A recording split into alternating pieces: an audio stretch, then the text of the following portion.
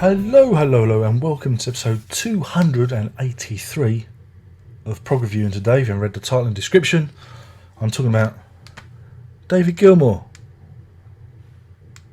David Gilmour, self-titled, see? David Gilmour. He's done a Peter Gabriel on us. This is his first solo album, released back in 1978, 25th of May 1978. Yeah, interesting one. It's not. Yeah. Where can we go? I have actually written some notes this time because I've been giving this a good old listen, and there's bits of it that stand out. Yeah, I mean, it's the Dave Gilmour album is very different to Roger Waters' albums. With Roger Waters, you get a very polished product. You can see again that with Roger Waters, he's more about arrangements and atmosphere and lyrics, and you can see exactly what Mr. Waters brings to the Pink Floyd experience, and the same goes for David Gilmour on this one. You can see what flavours he brings to the pot, if you know what I mean. It begins with an instrumental track called Hollis. It's a fairly plodding instrumental, but it's got all those Gilmour traits that you'll recognise from his time with the Floyd. There's also echoes of animals on this one. In fact, all over the album, many tracks on the album, you think, "Oh, that sounds a bit familiar." And again, there are little bits, little snippets that you can see evolve into themes, or have kind of come from themes that have been covered by the Floyd. This is probably though There's No Way Out of Here. I think it's more of a dirge of a song, very kind of like down tempo. Again, a couple of songs are like that, kind of very plodding. He's got typical laid back vocals from Gilmour, and you can almost hear that this is you can almost hear him that this predates his work on A Momentary Lapse of Reason and Division Bell.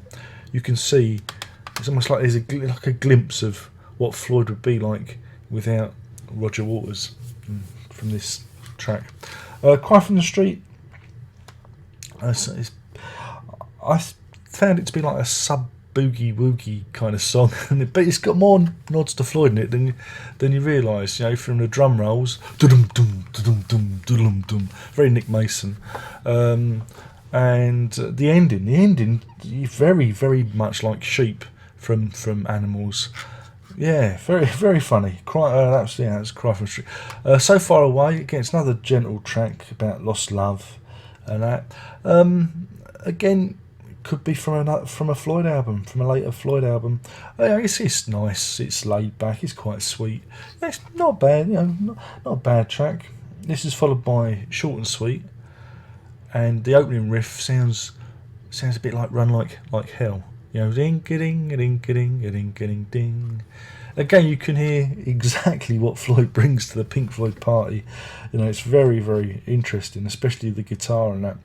Raise My Rent is an instrumental. Again, sounds like an offcut from Dogs. You can hear, it's really. It's great stuff if you like Dave Gilmour and you like his guitar solos. You're not going to go away disappointed. No Way. It's a bit middle of the road, but has some fireworks in the middle to wake you up. I think it's probably one of the weaker tracks on the record. But again, the guitar solos, certainly, make you interested. That sounds familiar. And there's bits of it that does sound a bit like Another Brick in the Wall in places. Some of the key changes and that, some of the phrasing as well. You think, wait a minute, I think they're going to use this. Definitely. Look, it's his title, not mine. Again, I was an awful lot from Sheep, from Animals. It's got a chugging bass line, dum dum dum dum dum dum dum dum dum dum dum dum dum dum, and the keyboard sound is that's my best keyboard sound I do.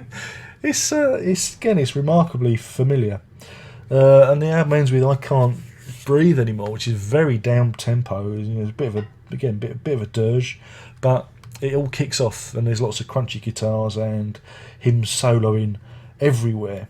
It's not a perfect album by any stretch of the imagination.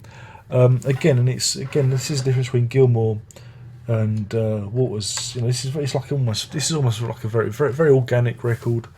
I mean, it's not that. I mean, it's not. I wouldn't say it's a bad album. I think it's a very interesting album because you get to hear Gilmour in his natural environment, unfettered, and you can, like I said, you can hear all his stylings, and if you love his guitar solos, if you love his guitar sound, you're not going to go away disappointed. But you do feel like the songs are kind of embryonic. They're not quite finished. You know, I mean, again, Waters brings a very polished, finished product to the table.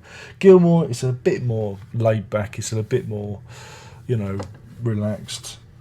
But I mean, that's not to say it's a bad thing. It's to say they're two different styles, and again, you can see how they mesh together when they play. Yeah, I mean, I definitely recommend it. Again, it's not an album I was particularly familiar with. I'd heard it a long time ago. I think a friend of mine played it to me, and you know, that was it. And then I bought it for this. Isn't it terrible? I'm a midpoint Pink Floyd fan, and I didn't already have this in my collection. I haven't got About Face either, but there you go. Because I just don't find David Gilmour that interesting. I like the guy.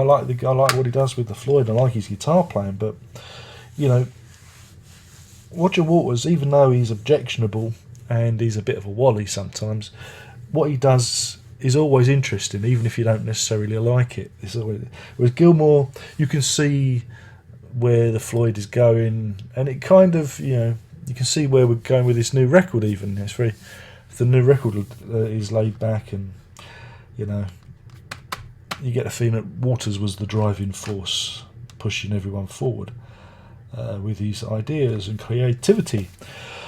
Man, in terms of a rating, that's an interesting one, isn't it? Because it's not a bad record. I think everyone who's into Floyd should definitely check it out and definitely hear, you know, how he fits into the band and that, and again where the ideas come from. Because there are so many Floyd bits on this record, things that make you, you know, it's worth it for that. But again, it's not perfect. The songs don't exactly jump out at you. They don't exactly, you know, demand your attention. You know, it can be a little bit dull in places. But again, if you like guitar solos and you like Dave Gilmour, you ain't going to be disappointed. So I'm going to go. I'm going to give this. I've decided I'm going to give this 3 short and sweets out of 5. That's 3 short and sweets out of 5. It's not a perfect album by any stretch of the imagination, but I think you should go and check it out. I think you should give it a listen, and you know, you go, yeah, that's it. It's, you know, it's interesting, but it's not perfect, if you know what I mean. But then, solo albums from bands like Floyd and whoever are very, very. It's very unusual for them to be perfect. Even with Roger Waters' back catalogue, you know, even those albums aren't perfect. But it's interesting to see how these people function and how they do bring their work to the team, as it were. That's the interesting part. And again, it's the same with Genesis, you know, Yes, Queen, all those ones. You really do get to see how the bands, you know, gel by listening to their solo members' output. Anyway, my name's been Darren. Oh, email. My name's been Darren Rock. I'll be talking about David Gilmour, by David Gilmour, the debut album from him. Again, this is part of my series, which has kind of been interrupted. I'm looking at the solo albums from the members of Pink Floyd before we get The Endless River on Monday, the 10th of November. Oh, you're all excited. I know. It's like Christmas, isn't it? I can feel a little. I'm getting a little bit excited about it. I wasn't excited, but I'm getting a little bit more excited about it. But I'm still, I'm holding myself back, from completely foaming at the mouth, if you know what I mean. Good to see Gilmour on Jules Holland's show last night promoting the record. Apparently, the vinyl is the biggest selling pre-order, and I think the album's one of the big pre-orders. It's knocked all the pop stars One Direction off the top or something. So that's not bad going, is it? It's not bad. So yeah, the next one up, I don't know. It'll either be Barrett or Wright. They'll be next. I think I'll leave Mason till last because I didn't. My memory of that album is not a good one. Or should I just slip? Maybe I'll leave Barrett till last because at least, yeah. I don't know. I'll figure it out. Anyway, enough of my babbling on. I'm babbling on again. So there you go. David Gilmour by David Gilmour. Only one more thing to say. Are you ready? Good. Prog on